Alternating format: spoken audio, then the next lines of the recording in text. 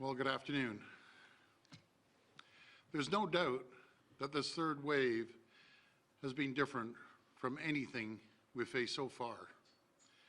The risks are greater and the stakes are higher.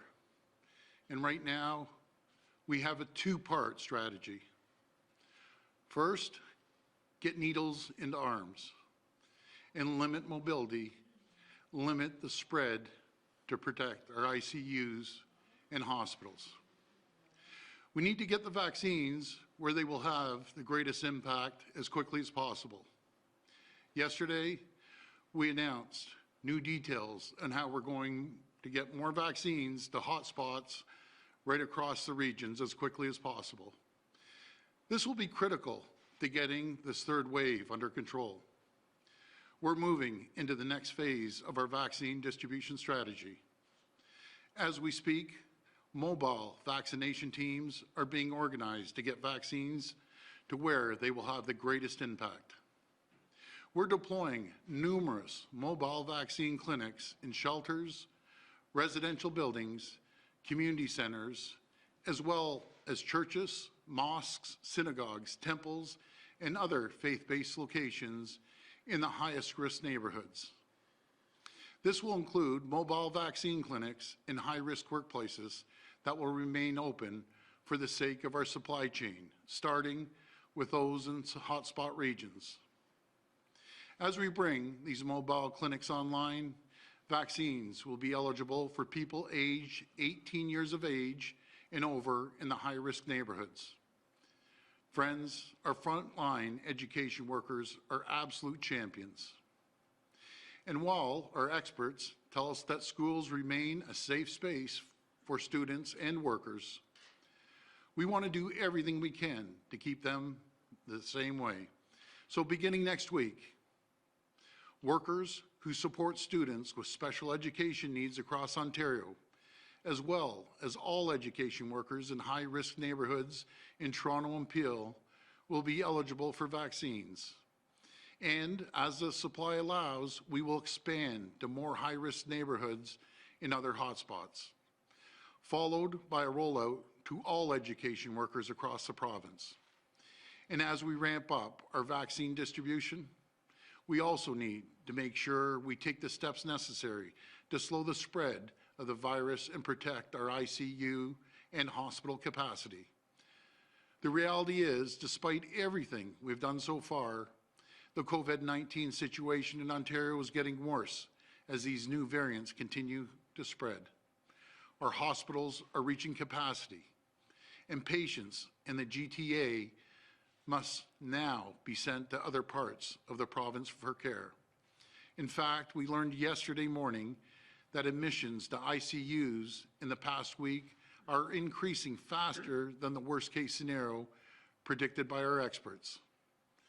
My friends, I'm hearing from more and more of our hospital CEOs about the situation in our hospitals and ICUs. I can't stress this enough. Things are extremely, extremely serious right now, and I'm extremely concerned. The situation is evolving rapidly, hour by hour. And as things change, as we learn more about these deadly new variants, as we see new problems arise, we need to adapt. We need to move quickly and decisively. And right now, above all else, our plan is to get needles into arms and protect our hospitals. That's why today, on the advice of the Chief Medical Officer of Health, I'm declaring a state of emergency with a province-wide stay-at-home order effective 12:01 a.m. Thursday. This will be in effect for 4 weeks. With a few exceptions, the stay-at-home order will be similar to what we went through earlier this year. To boil it down as simple as possible, folks, please, unless it's for an essential reason, please stay home. Because the situation is extremely serious, and we just need to hunker down right now. We need to limit mobility. Non-essential retail stores will go back to curbside pickup, with delivery allowed from 6 a.m. to 9 p.m.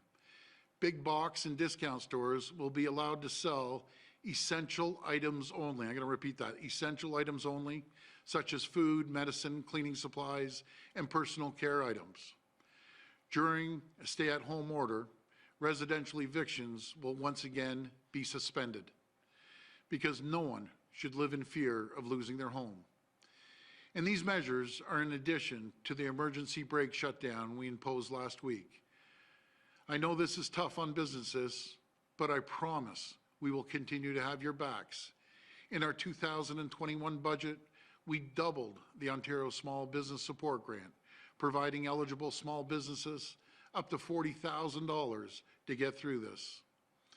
But with these additional measures, we will limit mobility, limit the spread, keep people safe, and allow more time to deliver vaccines. And be assured, vaccines remain our best hope to beat this virus. Yesterday, we administered a record number of vaccines, over 104,000, for a total of 2.7 million to date. We also booked more than 100,000 appointments yesterday, and as of noon today, we have 128,000 appointments already booked for a total of 1.6 million appointments to date. And I continue to ask everyone to get a vaccine as soon as you're eligible to do so. Please, folks, this is how you can help us.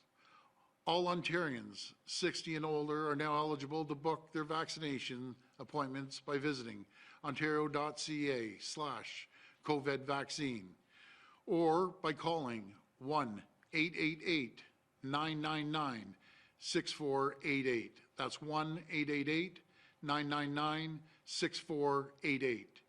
And for all Ontarians 55 and over, we're rolling out vaccinations at more than 700 pharmacies across the province, with more added each week. You can visit ontario.ca/pharmacy COVID vaccine to find a neighborhood pharmacy that is administering vaccines. My friends, make no mistake, these next 4 weeks are absolutely critical. We have come so far already, and we just need to stick together a little longer because hope is on the horizon.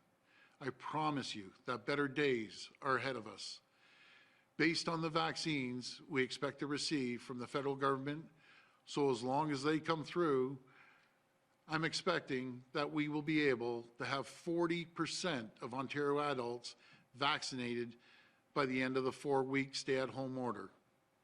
And that's when things start to change dramatically in our favor.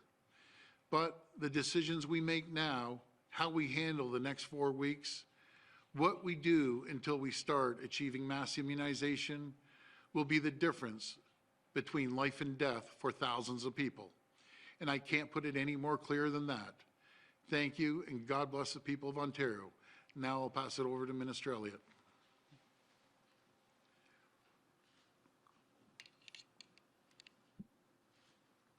Thank you, Premier. Like other jurisdictions across Canada and around the world, Ontario is in the 3rd wave of the pandemic. However, this wave is different. COVID-19 variants are transmitted more quickly and easily, putting even more lives at risk. In recent days, we've continued to hear from our health system partners. They are concerned. Many of them are afraid. Our hospitals are being hit hard. Intensive care units have more patients now than they ever did in previous waves. With many hospitals at capacity, we are seeing patients being transferred to other hospitals for the care they need, sometimes hundreds of kilometers away. While we commend this Team Ontario effort by our hospitals, we know this can be devastating for patients and their loved ones, and quite frankly, it's not sustainable. And while best efforts have been made, long delayed surgeries and procedures are being canceled. This is devastating, not only for patients and their families, but healthcare workers who face the consequences of our strained healthcare resources firsthand. Additional measures are needed to address the rate of COVID-19 transmission.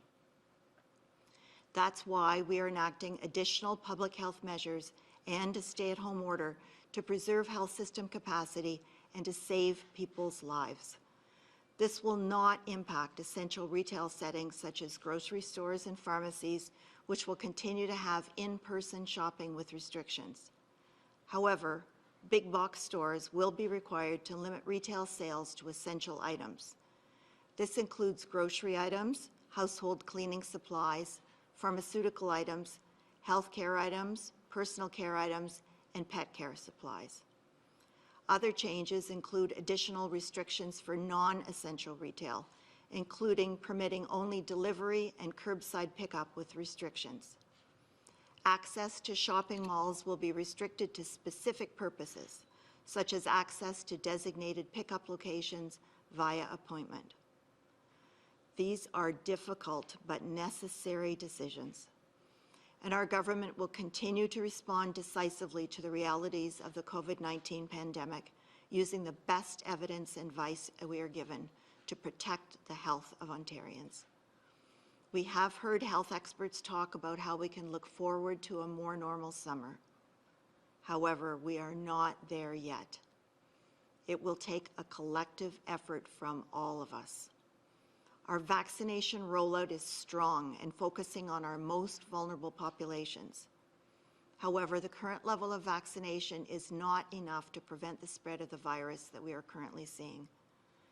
Yesterday, as part of phase 2 of our vaccine rollout, we announced we are expanding our efforts to ensure people in hotspot regions are prioritized to receive the vaccine.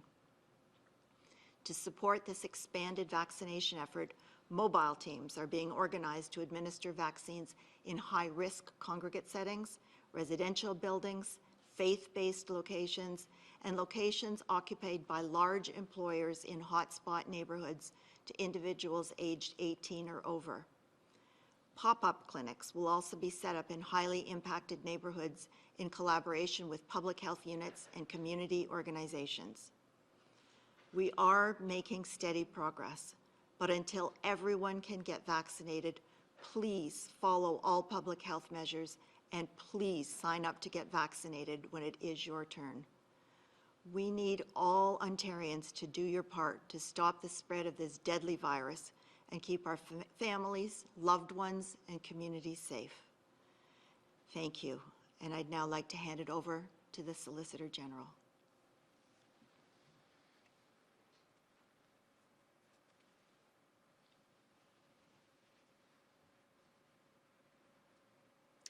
Thank you, Minister Elliott. As the Premier stated, the Province of Ontario has officially enacted its third provincial declaration of emergency in response to COVID-19 and variants of concern.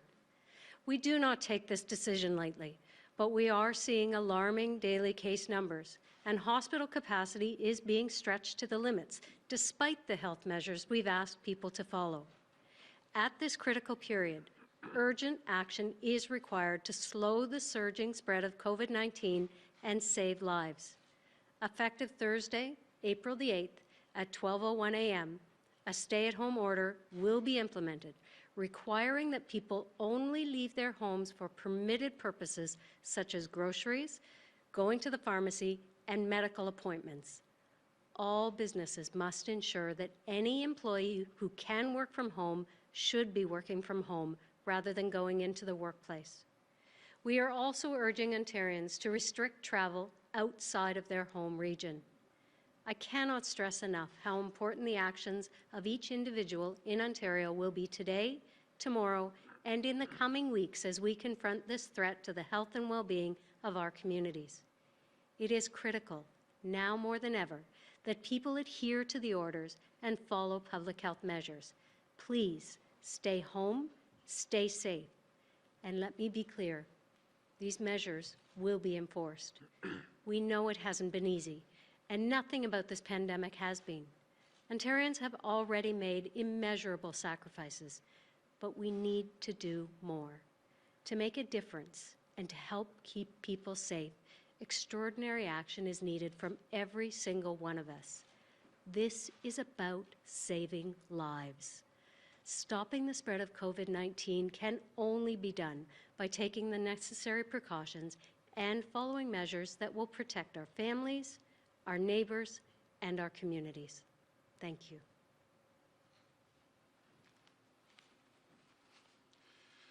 Well, Ellie, before we take questions, I want to address something about the paid sick days. You know, my message to the opposition and everyone else, because there's a lot of people that are playing politics right now, and it's totally irresponsible. They're doing a disservice to the people that they're telling this to. There's paid sick leave from the federal government. And I want to thank the Prime Minister for mentioning that yesterday at his press conference. It's greatly appreciated.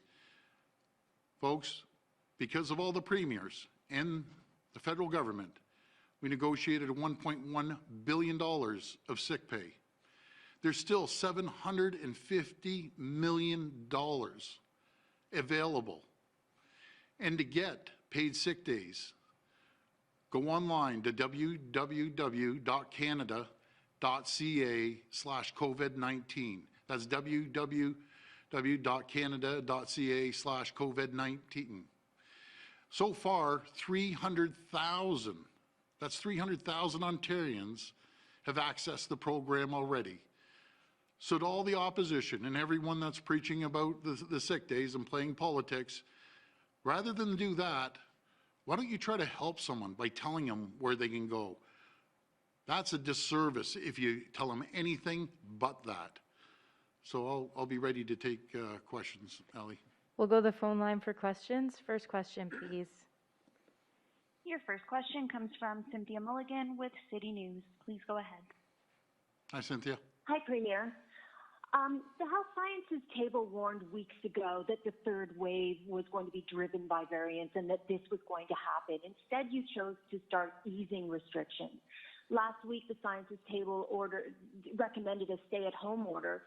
Only 6 days later, are you actually implementing one when it seems your back was up against the wall? Why did you wait? And are you listening to science or aren't you?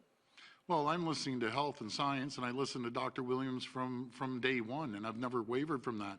But Cynthia, even the people that were showing us the charts and where we were going, the ICU has taken off. The capacity at the ICUs and these variants have taken off even beyond what they told us. And the second I found out yesterday, immediately I asked them to start writing up the orders. This is moving rapidly. Every single hour by hour, day by day, and a decision last week doesn't represent a decision today.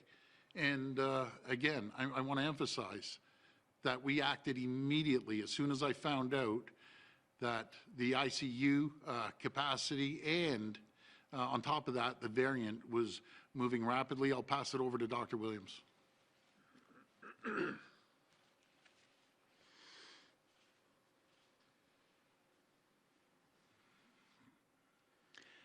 Yes, well, thank you, Premier. And I think it's important as we get the updates from our modeling table that looks at projections and the data that's coming in, we pay close attention to all those aspects, including the inputs from all our local public health units, Public Health Ontario, and other aspects on our federal, provincial, territorial committees.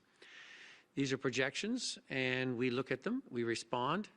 I think what is misinterpreted is that by coming with the stay-at-home order now, that things have not been done or undertaken up till now. That's totally incorrect. We have implemented our framework all the way through. We have continually moved our health units into higher levels of limitation and lockdown, even prior to our shutdown order this past weekend. And our attempt to stay and slow the spread, we have seen that we have kept that number below the projected amount, but that's not good enough. Because now we see, even with our numbers having not been up to 4,000 to 5,000 a day, the number of people going into ICU, the younger people are going in quicker, are going in more ill, and are impacting our ICUs in a much more rapid rate. Therefore, we have to take even further action. And that's why I am recommended to the Premier and to the Minister of Health that we had to go to a stay-at-home order with other restrictions to try and limit the amount of mobility of our citizens in and around Ontario, because as we've seen over the long weekend, there was still a lot of movement and less than, I would say, full adherence to the care and cautions necessary. So I see these as continually stepping up, much like you would do with a patient. You start with some, you start with others, and you keep enhancing and you move as you need to do to limit and bring this under control. And so now we have this step, and we really have to work hard to get this under control, because our variants of concern, while our numbers have not climbed as rapidly as anticipated, the impact on our population and those going in is higher than anticipated. And we have to take all steps we can to ensure their ongoing care, and we get those numbers back down again to ensure that our healthcare system is brought under control and we can handle this variant of concern the same as we have the other cases before us. Follow-up?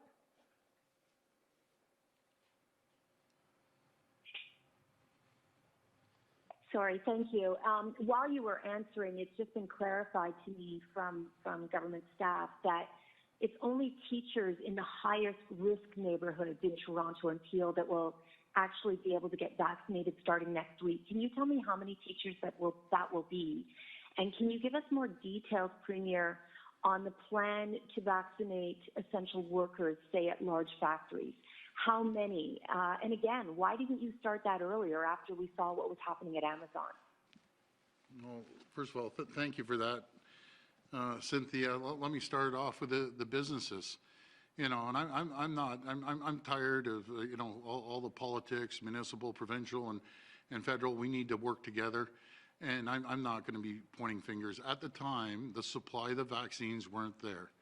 Now they're there, and they're doing a good job. The federal government, we're getting quite a few vaccines, and we proved it. Once we have the vaccines, we're able to you know, vaccinate over 100,000 people yesterday.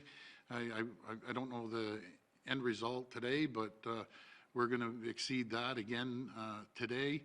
So we're focusing on those areas now. Since we have vaccines, we're going into the high priority neighborhoods. We're focusing on the companies. We're going into high priority neighborhoods, literally knocking on doors to pull people down in the high priority neighborhoods. So we're really having a targeted approach. You know, we have a two-prong approach here. This is the plan. The plan is limit mobility to protect our ICUs. The plan to get needles into people's arms. We're going into places of worship. We're going into companies. We're going into neighborhoods. And we're focusing on those neighborhoods. Now, as for the teachers, I understand, you know, with the teachers, if we could go right across the province, which we will once we have more supply, we're focusing to make sure that Toronto and Peel and the special education workers right across the province, the special ed teachers, they're going to get vaccinated. And the other areas, be it Hamilton or Ottawa, they're right behind them. But it really all depends on the volume of vaccines. Keep in mind, for every vaccine we give someone, that's taking it off someone else.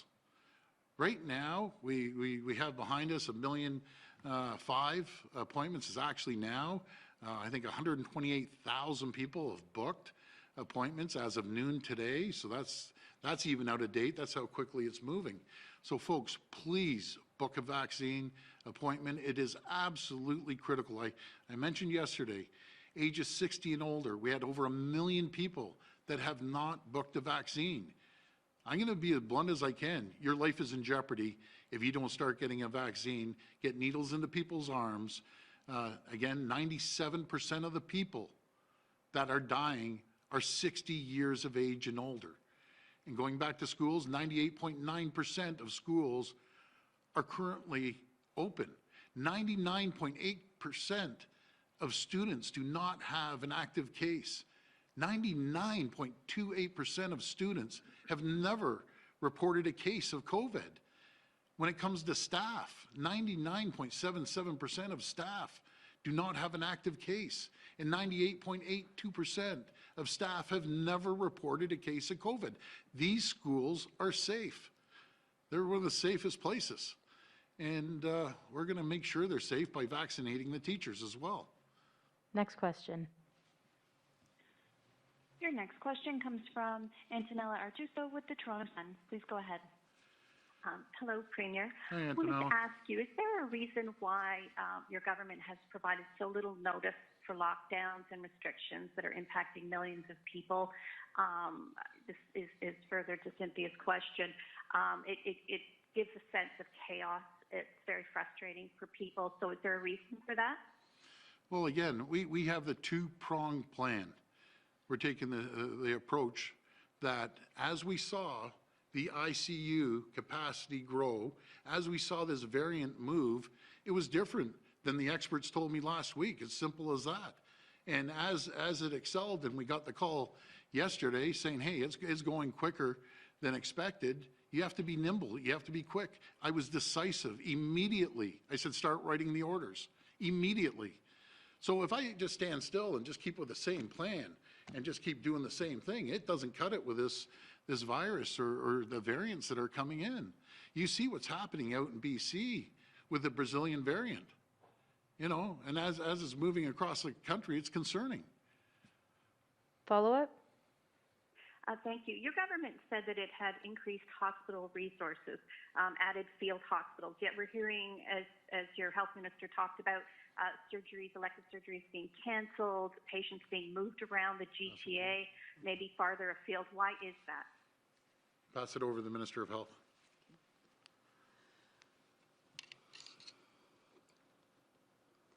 Well, we have made considerable increases into the number of beds available, knowing that with COVID-19 there would be a large number of hospitalizations. So we've increased the number of beds by 3,100 since last year.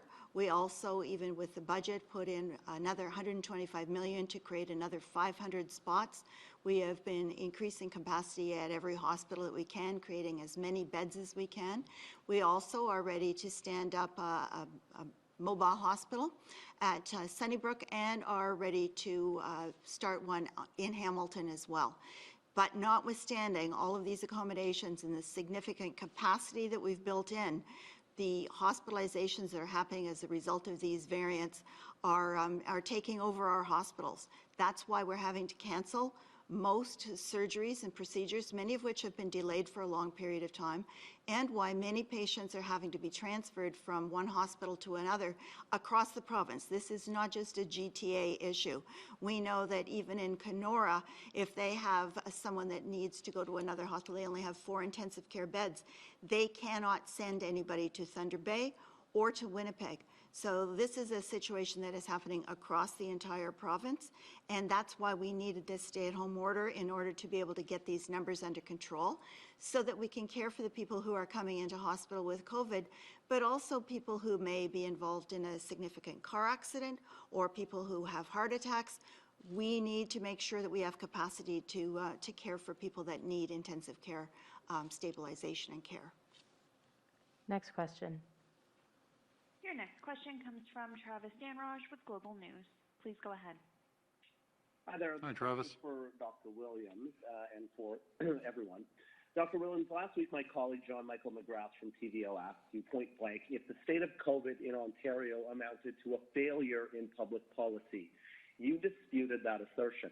My question to you now, amid the backdrop of record ICU numbers, schools closed in the largest city in the province, and rapid variant spread is, do you stand by that assessment?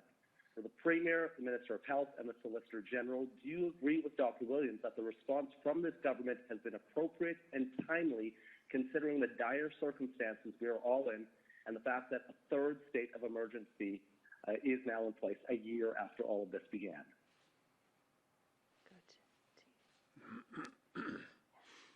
So when you asked the question last week, we said we moved into the so-called shutdown.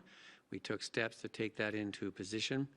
As I said, the numbers of cases, and we're not the only jurisdiction, our fellow provinces to the west are facing the same types of issues as we all seek to try and bring this under control. And so I think the policy decisions are timely and at a good pace. We'd always like to be ahead even further if we could see it happening. I think they have to be taken in stride because there's parts of the province that are not affected yet, but as the Minister of Health said, some parts throughout different areas are being impacted at different times in different way. That's how the variants of concern are presenting themselves. They move very quickly, and we have rapid escalation. And so we are moving as quickly as we can to put these other restrictions in place to limit the spread. The vaccinations are moving out as fast as we can to cover our most vulnerable populations. So I don't see each of these as a failure or as a total success along the way, because we'd have to be preempting that along. Over the weekend, for example, we were in the low 400s with our ICU beds. Our numbers of cases stayed at the same amount, and yet the ICU admissions went up quite rapidly that we didn't see and anticipate. It is because of that situation that we now have to take this step, where our cases have only gone up slightly over the week, yet the hospitalizations and the ICU admissions have gone up even more rapidly than was anticipated. And this is a crisis situation in our healthcare system that we want to solve before it gets worse. So I think the situation is one of timeliness and responsiveness, and we'll continue to take those steps. People in Ontario know what they should be doing. People know in Ontario what they could be doing. And we said before that you have to be doing everything personally to do your distancing, masking, because in the essence of when you are aware of it, with these variants of concern, the VOCs, if you have them in your area, we're trying to tell you now you need to be very concerned, BVC, and then to be very careful with your behavior and activity when you have those in your area, because it can hit very quickly, and people who are asymptomatic can be transmitting.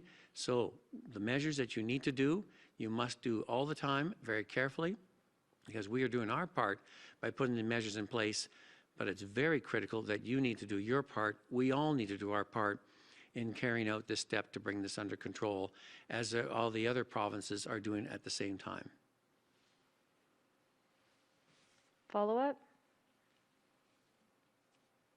Sure. I guess the Premier and Health Minister and Solicitor General are going to address that. But Premier, I have to push back on the sick days that you talked about at the beginning of your news conference here.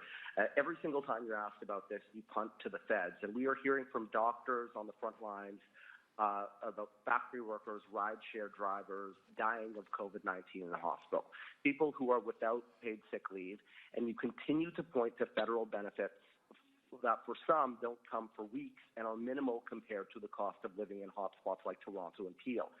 How are these folks expected to do the right thing and take time off when it jeopardizes their ability to feed their families and puts their lives at risk? Well, again, Travis, we're going to agree to disagree on this. Again, paid sick leave. Rather than everyone, be it yourself or other people in opposition, want to continue preaching about sick days, rather than actually, not doing a disservice to the people they're telling it to, but actually tell them, go to www.canada.ca/COVID-19. There's $750 million there. So if it's so bad, 300,000 Ontarians have accessed the program already. And by the way, because of the hard work and the great work that all premiers have done, we were able to access $1.1 billion. And again, I want to thank the Prime Minister and the federal government for putting this forward. And by the way, it's not weeks. It's a couple days. It's anywhere from 3 to 5 days that they were able to get this done. They extended it for 4 weeks. So your argument just doesn't fly. I'm sorry, Travis, but it's not cutting the mustard. Simple as that. There is a program out there. If I put the word Ontario and not put Canada, would you be happy? It's the same taxpayer. We're all paying the same taxes. There's one taxpayer out there. Simple as that. Next question. Your next question comes from Rob Ferguson with the Toronto Star. Please go ahead. Hello, Premier. I want to get into the ICU issue a little bit. You were talking about how fast it's risen, and that's what was the trigger for this. We are hearing that there's going to have to be an indemnification order for doctors who very soon are probably going to have to make life and death decisions on what levels of care people can get. So when is that order coming, or have you done it already? I'll pass that over to the Minister of Health. Minister of Health, Jamie.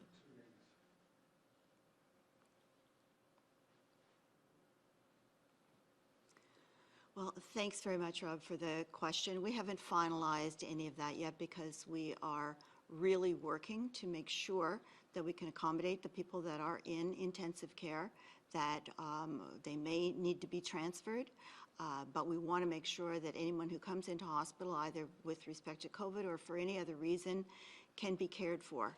There are some emergency protocols that are out there. However, we have not finalized any of that yet. We want to make sure that we put all of our efforts right now into making sure that we can have that capacity. That's the reason for the stay-at-home order. This is the reason why we are really asking people to please follow the public health measures and please get a vaccination when it's your turn. Follow-up? All right, thank you. Another thing I don't quite understand is talking about how these ICU levels have all of a sudden taken off more than expected. But I do believe the modeling already said 600 by April 9th, I believe. So that's only a couple of days away. I'm wondering how, Dr. Williams, how you could be surprised, or Premier Ford, how you could be surprised that it took off this fast when you've been hearing warnings from the science table since January or February that these variants were dangerous, highly contagious, and could move very quickly. This just doesn't seem to add up. And can you tell me what the actual rate of increase in the last couple of days that you're setting, how much it was and how much more it was than you expected? So when we had the modeling a week ago, we were looking at the data then. As you said, they were projecting back 3 weeks ago that by now we'd be at 4,900 cases a day, and our ICU numbers would be over 500 or approaching that number. Last week we were at still in the upper 2,000s, so we had moved, and with our steps and processes put in place with our lockdowns in various areas, that number was lower, and we were in they thought around the 2 to 3% growth rate, not the 1%, and there's concerns.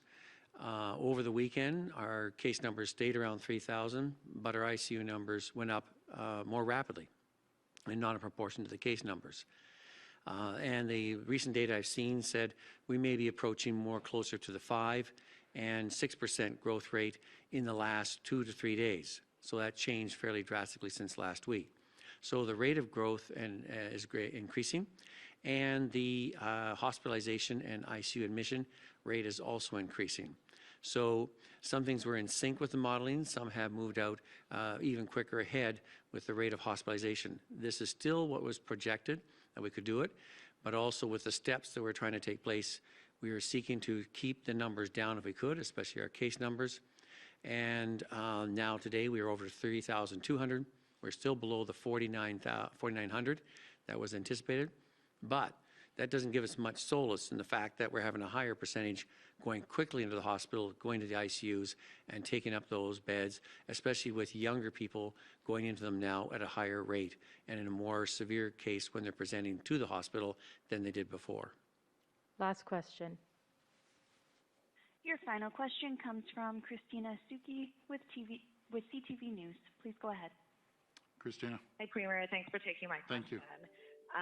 Obviously, a lot of people are wondering how the stay-at-home order is going to be enforced. So the Solicitor General back in January said it was going to be at the discretion of the officer. Really, their powers are limited. That basically people could not be stopped unless there were reasonable grounds to show they were violating rules. But just a suspicion or a hunch wasn't considered enough to stop anyone. So what is going to be different this time? How are you going to get people to comply with this? Because right now, I would say the frustration and the pushback is probably at an all-time high. And does the emergency order give you the authority to change the requirements to stop somebody in this case? So before I pass it to the Solicitor General, I'm pleading with the people of Ontario.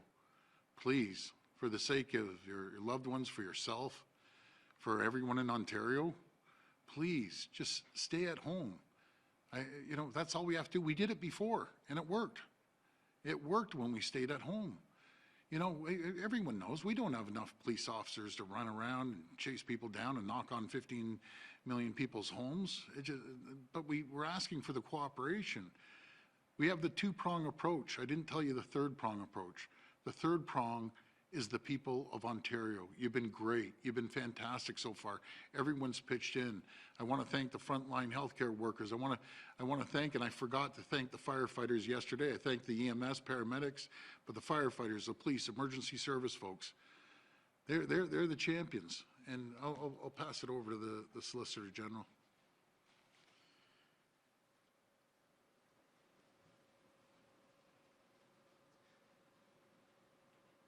So as you can appreciate, the enforcement piece of the stay-at-home order is not just about police officers. It's not just about bylaw enforcement officers. It's our labor inspectors that are going into those hot spots, those businesses that have had unfortunate outbreaks. We are putting all efforts into ensuring people know what the rules are, that they don't unduly put themselves at risk by getting together, by congregating with people outside of their family. And yes, at the end of the day, when those rules are broken, there are a number of different enforcement components that are available. But I think the Premier said it very clearly. We are hoping and we are relying on the people of Ontario to do the right thing. You know, we have an opportunity in the next 28 days to be able to vaccinate, if the supplies come in, 40% of Ontario adults.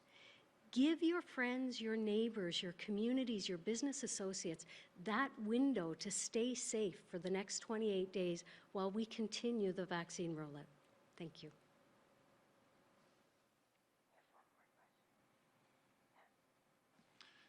And we're going to wrap up now? We have one more. Okay, one more question. We'll take your follow-up, Christina. Okay, great. Sorry, I wasn't hearing anything on my end. Maybe that was my phone.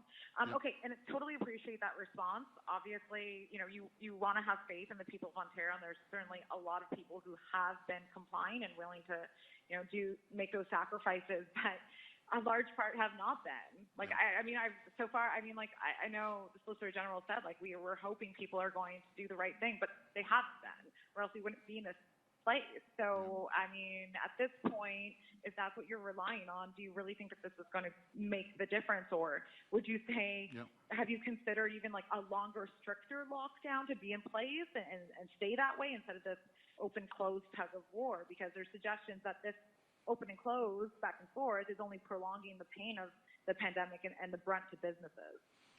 Well, Christina, good question. You know, we did it before, and that's why I'm confident it's going to work again. We did it in January, and I hear you. The anxiety of people, the people are frustrated. You know, everyone's frustrated. You know, I get frustrated. Everyone gets frustrated.